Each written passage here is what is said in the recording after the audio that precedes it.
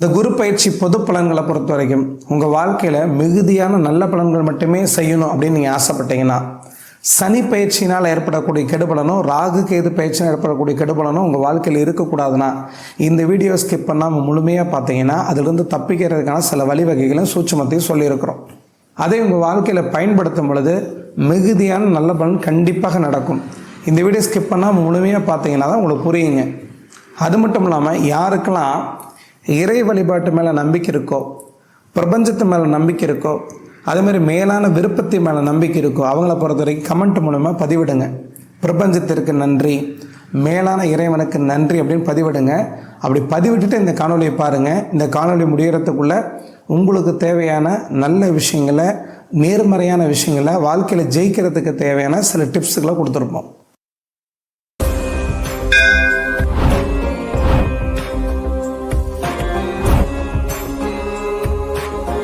வணக்கம், நான் உங்கள் ஆத்ம நண்பன். நாளும் கொள்ளும் நன்னிலை பிறந்து இந்த நன்னாளில் எல்லோருடைய வாழ்க்கையிலும் நிம்மதி, திருப்தி, சந்தோஷத்துடன் கூடிய செல்வ செழிப்பான வாழ்க்கை வாழ பரிபூர்ணத்துவமான வாழ்த்துக்கள். அருமையான விஸ்வாச தமிழ் புத்தாண்டு பிறந்துருச்சு. எல்லோருக்குமே விஸ்வாச வருட தமிழ் புத்தாண்டு நல்வாழ்த்துக்கள். வாழ்க்கையில் தேவைக்கு அதிகமான பொருளாதார முன்னேற்றம், நிம்மதி, திருப்தி, சந்தோஷம், மன மகிழ்ச்சி அனைத்தும் கிடைத்து சிறப்பான வாழ்க்கையை இந்த தமிழ் புத்தாண்டில் எல்லாருமே வாழ போகிறீங்க. தமிழ் புத்தாண்டு பிறந்ததுனாலையும் தமிழ் புத்தாண்டு தொடங்கி ஒரு மாதத்திலே குரு பயிற்சி நடக்க போகிறதுனாலையும் இரண்டு பலன்களை கணிச்சு மெர்ஜ் பண்ணி ஒரே வீடியோவை உங்களுக்கு கொடுக்க போகிறோம். குறிப்பாக இந்த குரு பயிற்சியை பொறுத்த வரைக்கும் எல்லா மனிதர்களுக்குமே நல்லது தான் செய்யும். சனி பயிற்சி கெடுக்கும் அப்படின்னா குரு பயிற்சி நல்லது செய்யும். ஏன்னா குருவை பொறுத்த வரைக்கும் சூரியனுடைய மின்காந்த கதிர்வீச்சையும், சந்திரனுடைய மின்காந்த கதிர்வீச்சையும், செவ்வாயோட மின்காந்த கதிர்வீச்சையும் வாங்கி நல்ல முறையில் மனிதனுக்கு நல்லது செய்யக்கூடிய பூரணத்துவமான கதிர்வீச்சை கொடுக்குற ஒரு காரணத்தினால அந்த குருவை பொறுத்த வரைக்கும் மனிதனுக்கு முதன்மையாக நல்லது செய்ய தலைப்பட்டவர். அப்படிப்பட்ட குரு பயிற்சியை பொறுத்த வரைக்கும் அவர் எந்த இடத்துல இருந்தாலும் எந்த ராசிக்காரங்களுக்குமே கெடுக்க மாட்டார். ஆனால் அந்த குருவே கோச்சாரத்தில் ராகுவோட சேர்ந்து கிரகண தோஷத்தில் இருக்கும் பொழுது, சூரியனோட சேர்ந்து அஸ்தமனம் அடையும் பொழுது, அல்லது சனிங்கிற கொடூர பாவியோட அருகாமையில் சேரும் பொழுது கோச்சாரத்தில் கெடுபலன் யாருக்கெல்லாம் நடக்கும்னு பார்த்துட்டிங்கன்னா, தனி மனித ஜாதத்தில் குரு தசை குரு புத்தி யாருக்கு நடந்துட்டுருக்கோ அந்த குருவை பொறுத்த வரைக்கும் நம்மளோட பிறப்பு ஜாதத்தில் பாவர்களுடைய தொடர்பு, பாவர்களுடைய இணைவில் இருந்தால் அப்படிப்பட்ட மனிதர்களுக்கு மட்டுமே கெடுபலன் நடக்குமே தவிர எல்லோருக்குமே குரு பயிற்சினால கெடுபலன் நடக்காதுங்கிறத புரிஞ்சுங்க. அந்த குருவை பொறுத்த வரைக்கும் நிகழும் விஸ்வாவச வருடம் சித்திரை மாதம் 31ஆம் நாள், ஆங்கில தேதி 14/5/2025 அன்றிலிருந்து குரு ரிஷப ராசியிலிருந்து மிதுன ராசிக்கு சஞ்சாரம் பண்ண போகிறார். அந்த குரு பயிற்சி நடக்கக்கூடிய அந்த குருவை பொறுத்த வரைக்கும் சில காலம் வக்கரகதியில் இருப்பார். அந்த வக்கரகதியில் இருக்கக்கூடிய ஒரு காலம்னு பார்த்துட்டிங்கன்னா 11/11/2025 பிறகு 11/3/2025 வரைக்கும் வக்கரகதியில் இருப்பார். இந்த காலகட்டத்தில் என்ன பலன் நடக்கும், இந்த காலகட்டத்தில் என்ன பலன் நடக்குன்னு தான் இந்த காணொலி பதிவில் பார்க்க போகிறோம். குருவை பொறுத்த வரைக்கும் பொன்னவன் அப்படின்னு சொல்லுவாங்க. இந்த குருவை பொறுத்த வரைக்கும் மகிழ்ச்சியை தரக்கூடிய, கிளர்ச்சி ஏற்படுத்தக்கூடிய பிரம்மாண்டமான பெரிய வாயு கிரகம். சூரியனுடைய மின்காந்த கதிர்வீச்சு, சந்திரனுடைய மின்காந்த கதிர்வீச்சு, செவ்வாயுடைய மின்காந்த கதிர்வீச்சு, எல்லா விதமான கதிர்வீச்சுகளை வாங்கி மென்மையான ஒளியாக கொடுக்கக்கூடிய ஒரு நபர். அந்த குருவை பொறுத்தவரைக்கும் தன கிரகம், புத்திர காரகன். அந்த குரு ஒரு மனிதனோட வாழ்க்கையில் பணத்தை அவர் தான் கொடுப்பார், குழந்தையோட சுகத்தையும் அவர் தான் கொடுப்பார். குரு பிறப்பு ஜாதத்துலேயும் நல்லா இருந்து கோச்சாரத்துலேயும் நல்லா இருந்தால் உங்கள் வாழ்க்கையில் மிகுதியான பண லாபம் கிடைக்கும். 1 மடங்கு பணம் 10 மடங்காக பெறும். குபேர சம்பாத்தான வாழ்க்கை வாழ்வீங்க. செல்வ செழிப்பு, நிம்மதி, திருப்தி, சந்தோஷம், அதேமாதிரி மதிப்பு, மரியாதை, பட்டம், பதவி, புகழ் அனைத்தையுமே கொடுக்கக்கூடிய முதன்மை இடத்துல குரு மட்டும்தான் இருக்கிறார். குருவை பொறுத்த வரைக்கும் யாருக்குமே எந்த ரூபத்திலையும் கெடுதல் செய்யவே மாட்டார். குருவை பொறுத்த வரைக்கும் தான் கெட்டு போயிருந்தால் ஒழிய கெடுபலன் உங்களுக்கு தரமாட்டார். அப்படிப்பட்ட குருவை பொறுத்த வரைக்கும் குரு பயிற்சி மூலயமா 12 ராசி அன்பர்களுக்கும் எப்படிப்பட்ட பலன்களை கொடுக்க போகிறாருன்னா இந்த காணொலியில் பார்க்க போகிறோம்.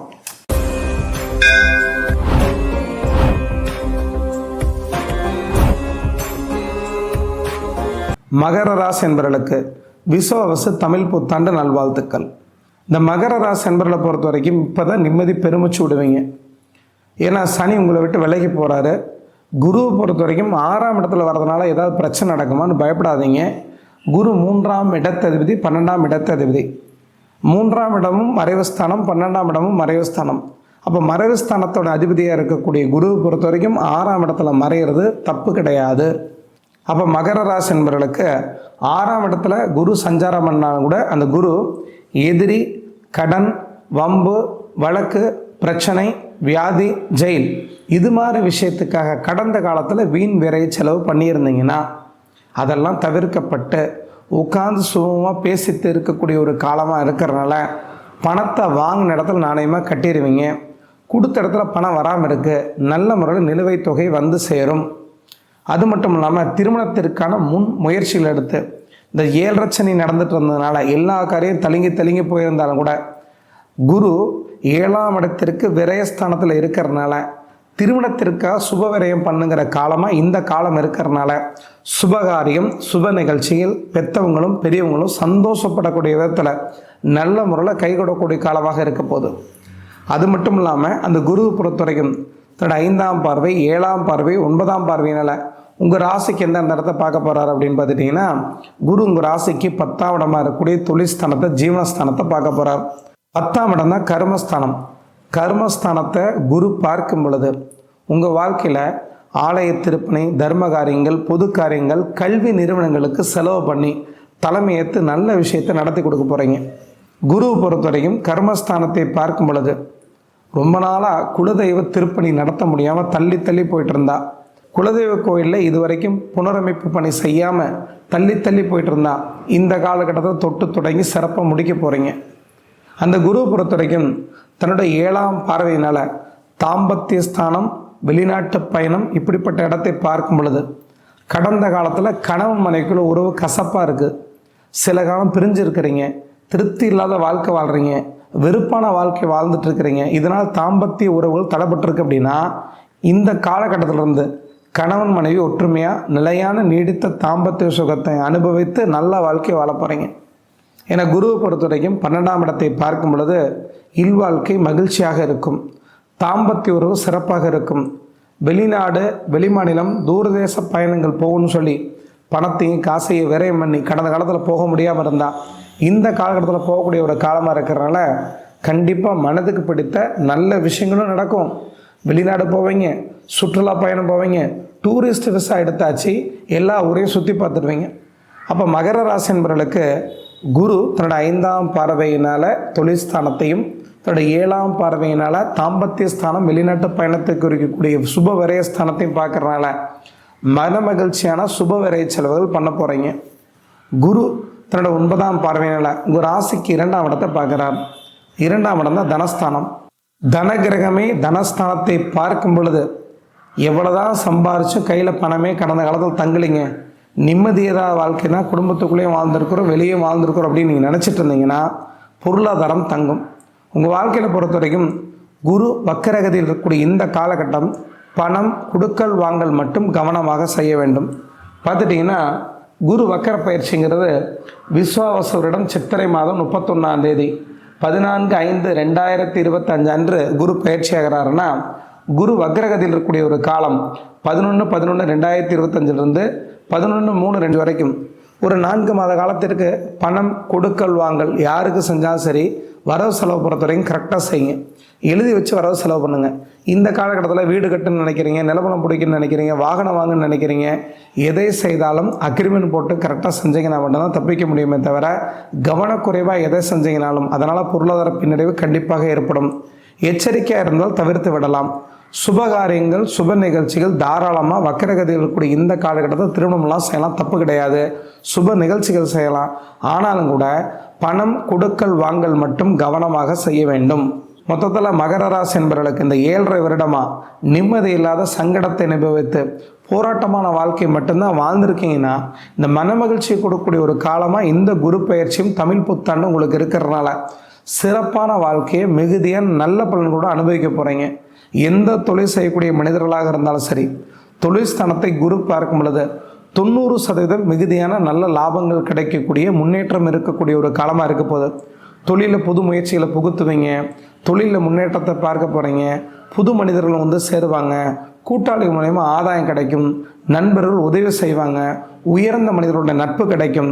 ஏதோ ரூபத்தில் கடந்த காலத்தை ஒப்பிட்டு பார்க்கும் பொழுது 2 வருடமாக சிரமத்தை நிறைய அனுபவிச்சிருந்தா கூட இந்த காலகட்டத்திலிருந்து வாழ்க்கையில் நல்ல விஷயங்கள் நடக்கக்கூடிய ஒரு காலமாக இருக்கிறனால தைரியமாக உத்வேகமாக எந்த ஒரு காரியத்தை துணிந்து செய்யுங்க. மிகுதியான நல்ல பலன் கண்டிப்பாக நடக்கும். பெண்களை பொறுத்த வரைக்கும் மனதுக்கு பிடித்த நல்ல வாழ்க்கை அமைக்கக்கூடிய ஒரு காலமாகவும், குழந்தைகள் மூலயமா கணவர் மூலயமா மன மகிழ்ச்சி கிடைக்கக்கூடிய ஒரு காலமாக இருக்கிறனால கண்டிப்பாக நல்ல வாழ்க்கையை இந்த ஆண்டு முழுவதுமே பெண்கள் வாழ போகிறீங்க. நீங்கள் தொழில் செய்கிறீங்க, எச்சரிக்கையாக தொழில் செய்ய வேண்டும். மிகுதியாக உள்ள முதலீடு போடாதீங்க. இருக்கக்கூடிய தொழில் அப்படியே கண்டினியூ பண்ணுங்கள், நல்ல லாபம் கிடைக்கும். வேலையில் இருக்கிறீங்க, குரு பார்வை இருக்கிறனால பட்டம் பதவி புகழ் உங்களை தேடி வரக்கூடிய காலமாக பெண்களுக்கு இருக்க போகுது. எந்த தொழில் செய்தாலும் அந்த தொழில் மூலயமா உரிய அங்கீகாரம் கிடைத்து உயர்ந்த இடத்துக்கு போய் வாழ்க்கையில் சாதிக்கக்கூடிய காலமாக இருக்கிறனால மகர ராசி என்பவர்களை பொறுத்த வரைக்கும் கடந்த காலத்தில் ஏற்பட்ட கஷ்டங்கள் அத்தனையும் துடைத்தெறிந்து குடும்பத்துக்குள்ளே நிம்மதியாக திருப்தியாக சந்தோஷமாக வாழ போகிறீங்க. கூட்டுத் தொழில் மூலிமா ஆதாயம் கிடைக்க போகுது. நண்பர்கள் உதவி செய்ய போகிறாங்க. செய்தொழில் லாபம் கிடைக்க போகுது. அப்போ வாழ்க்கையில் பரிபூர்ணத்துவமாக 90-100% முழுமையான நல்ல பலன்களை மகர ராசி அன்பர்கள் அனுபவிக்கக்கூடிய ஒரு காலமாக இந்த குரு பயிற்சியும் தமிழ் புத்தாண்டு இருக்கிறதுனால சிறப்பான வாழ்க்கையை வாழ போகிறீங்க. ரொம்ப நன்றிங்க. அடுத்த பேரை சந்திக்கலாம். வணக்கம்.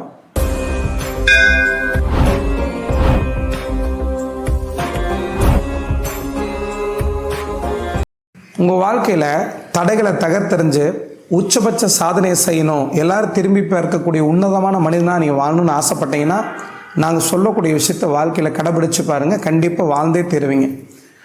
உங்கள் வாழ்க்கையில் உங்களுக்கு கிடைச்ச அத்தனை விஷயத்துக்கும் காலையில் எந்திரிச்சோன்னு நன்றி சொல்லி பழகுங்க. நல்ல தாய் தகப்பன் உங்களுக்கு கிடச்சிருக்காங்களா? ஊனம் இல்லாமல் உங்களை பெற்றிருக்காங்களா? நல்ல மனைவியோ நல்ல குழந்தையோ கிடச்சிருக்காங்களா?